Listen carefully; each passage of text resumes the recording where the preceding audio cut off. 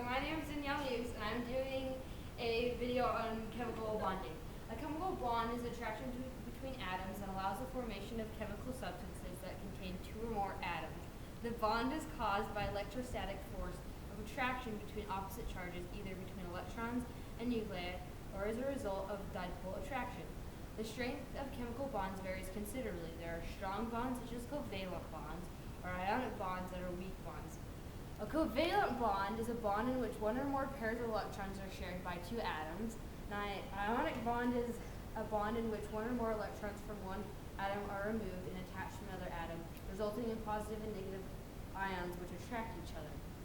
So an electron position between two nuclei will be attracted to both of them, and the nuclei will be attracted towards electrons in this position. This attraction constitutes the chemical bond. In general, strong chemical bonding is associated with the sharing or transfer of electrons between the participating atoms. Okay, so there's different shapes of the chemical bonding.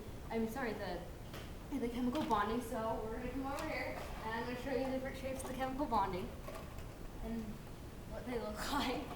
Okay, so the first one that we have is linear, and these little things are gonna be like the little molecules because that's just how the did it. What do you mean that? No, molecule damage.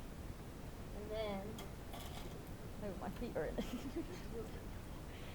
okay, that is what a linear bond looks like.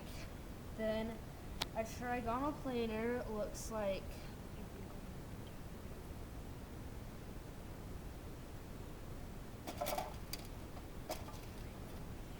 that's what a trigonal planar looks like. Then a bent just looks like that. Then a square planar looks like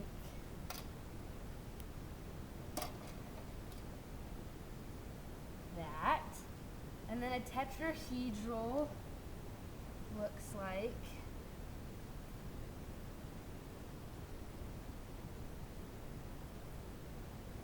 that. And then lastly, the trigonal pyramidal, and that one just looks like that. Okay, so that's all the different formations of the chemical bonding. And now we're just going to come back over here, and I'm going to explain some of the history of chemical bonding. You have 1 minute. Okay, so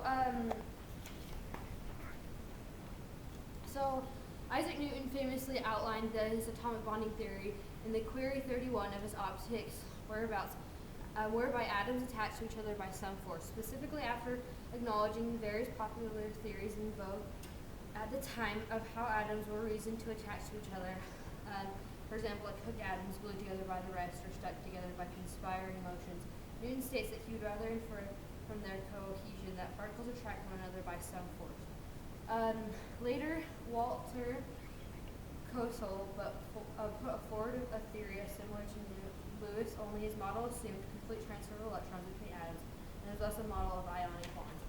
Okay, so why we need chemical bonding is because hydrogen bonding or chemical bonding is extremely important in daily life. The most important aspect of it is it holds water molecules together. And without having it hold water molecules together, we wouldn't have water. You couldn't have DNA. Like hydrogen bonding is also very important in DNA, and it allows cohesive properties of water.